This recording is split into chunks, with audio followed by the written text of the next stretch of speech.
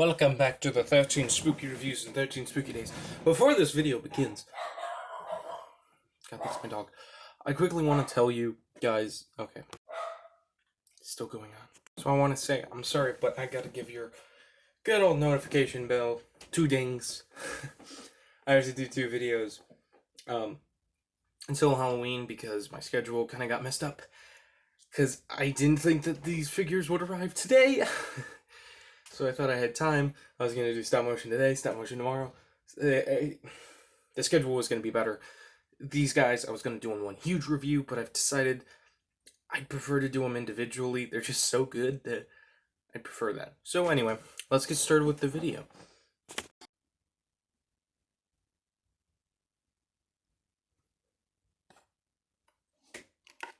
Welcome to the 13 Spooky Reviews and 13 Spooky Days. If you don't know what that is, you probably do. It is Bach toccata in fugue in D minor organ. It's kind of commonly known as the Dracula theme. Anyway, I really love that theme. It's a beautiful piece of music. So, it's going to be in the background. And today we're reviewing The Infected Superman, who is basically a Superman Joker. And this is the stuff of nightmares. So, he is a part of the newest Merciless wave, which, if you pre-ordered, you're now getting it, even though they clearly said it was coming out later. I'm annoyed by it, but I'm fine. I'll still stick with it. I do love him. I was really waiting for him, and he is just amazing. Fair warning, I already tried. It does not work, so if you are thinking you could swap the other Superman head from the beginning of this year and put it on him, you really can't. You need to Dremel some stuff, I feel.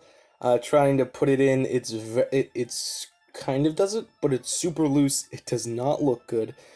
You would have better luck just repainting this head, resculpting it, making it look like Superman, than taking that head and putting it on him. You aren't going to have much luck with doing it in reverse, but he's amazing. I mean, for number one, just talk about bulky AF. He's huge. He's just huge and imposing. Much bigger than the original. And along with it, it just ups his scariness. Along with it, he does come with 2 extra hands. Kind of crazy hands. Oh, God, he just doesn't stand. He also comes with the 2 Merciless legs, which all I need is Batman to finish the wave. So I didn't pre-order him because I felt I'd have the easiest time looking for him, and I wasn't super sure. He looked kind of funky in the photo. I still want Merciless. I think Merciless is the second coolest of the Dark Knight's Batman. Anyway, so yes, I really like this guy. Articulation is to the max. His cape is pretty cool. Again, I really wish that McFarlane did what makes him so cool and makes him so expressive. And what I was really excited for was this DC line to have cloth capes. That's the one thing I was so excited for. Because not only are cloth capes really good, but Todd McFarlane knows how to make them work. I mean, you see his drawings and the angles and the shapes. And that's what tons of people, including myself, have tried to replicate with capes. And now he's doing plastic ones. I find it a little sad, but still pretty cool. I mean, I still find this cool. I don't really care all too much. As long as it's not just a straight thing of plastic, I'll enjoy it. Because I like them to be expressive, and he hasn't not given us an expressive one yet. Along with it, I am annoyed. The Superman symbol hasn't been on the back. That's just something that I always assume is on the back. Again, probably because of Christopher Reeve. But yeah, I really need the Superman logo to be on the back. Someone can tell me how to do that, because I've tried it with paints before doing Superman S's. They don't like to stick. If you can tell me how to do it and make it stick, then I will totally love that. Along with, the colors are a little different. It feels more of a different type of blue, where the other Superman is a very bright navy blue, kind of like on the flag. Where this feels more like a muted, almost purplish blue, which really gives me Bizarro vibes, which is really my favorite part. Along with it, I'm not a huge fan of these different legs. I think the legs on the other one were kind of a little better. Then again, taking time, get used to them. This is a this is a company that's relatively new to the scene of action figures. Um, I mean, fully articulated action figures. McFarlane has done great stuff in the past. I own some of his stuff from the past, but they weren't highly articulated like the standard now.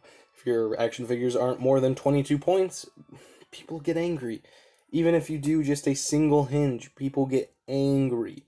Which I always kind of find not funny, but, that's not how it always was, we've kind of become so greedy now because of this expansion of articulation that when someone tries to do it not that way, people get annoyed. Or when they hide articulation, people are like, oh my god, this looks terrible, The Bane figure, everyone hates that. Well, I like it, I really do like it. But everyone's like, God, look at the articulation, it's shit. And I'm like, well, that's the thing. It's a prototype.